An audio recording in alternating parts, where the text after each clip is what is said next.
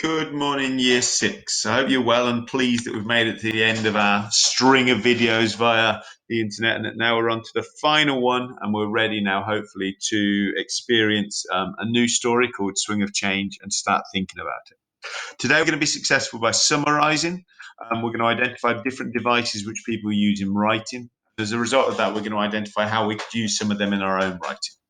We're going to experience a video, so we're going to experience this new video which we're going to watch, and we're going to summarize that video. Okay, so have a look at these cohesive devices. So these are skills which you know how to utilize within your writing. Now, if I look at this piece of text, I'm going to try and identify when there's an adverb, an adjective, or a relative pronoun. So this is some of our year five skills we're just touching on again. Martha grabbed her large bucket and fluorescent pink spade. Her mother, who had taken the day off work, was finally taking Martha to the beach. Excitedly, I know what that is. Is it an adjective or an adverb?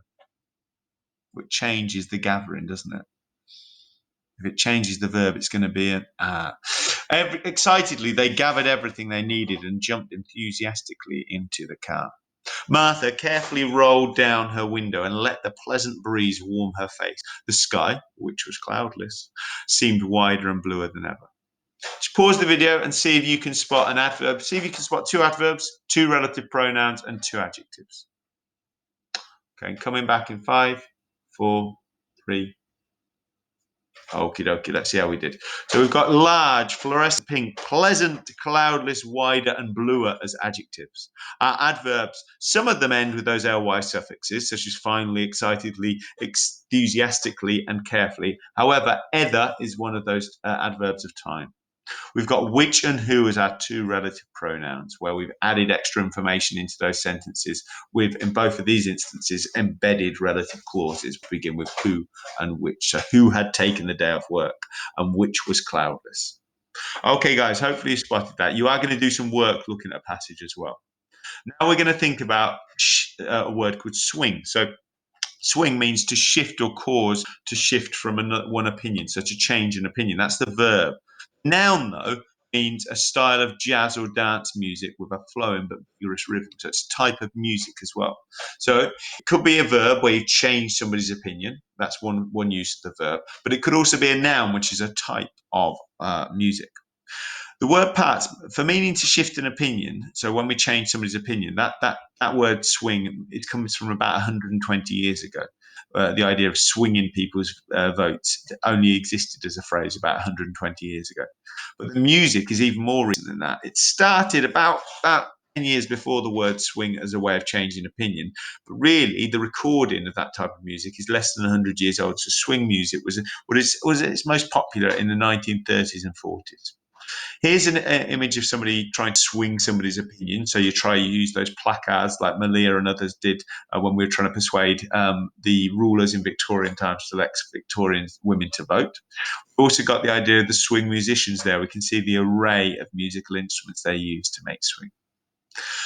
Synonyms for changing opinion are to alter. Synonyms for this type of music are jazz. Antonyms to change opinion are to stagnate, to stay the same.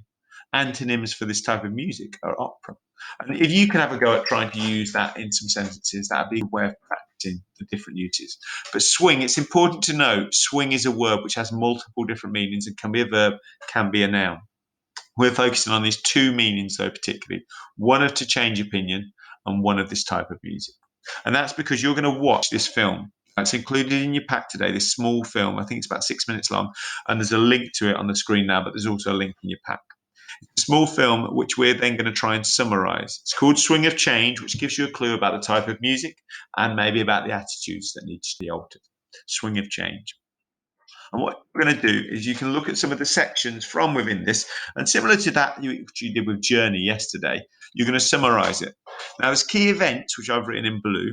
So the barber here is shaving the customers' faces.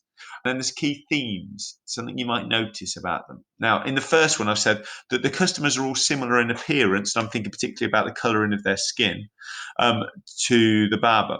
And it's worth noticing as that the story progresses, whether that's the same or if that's different. How does he treat people who are different to him? And it's important to try and identify that. So see if you can identify the events and the themes in the story. And then when we come back on Monday, we'll watch it again But if we can talk about it from a position of having experienced it already, that'll make us better able to talk about it. Okay, guys, enjoy that video. Watch it. Try and summarize it. I'll see you soon. Bye-bye.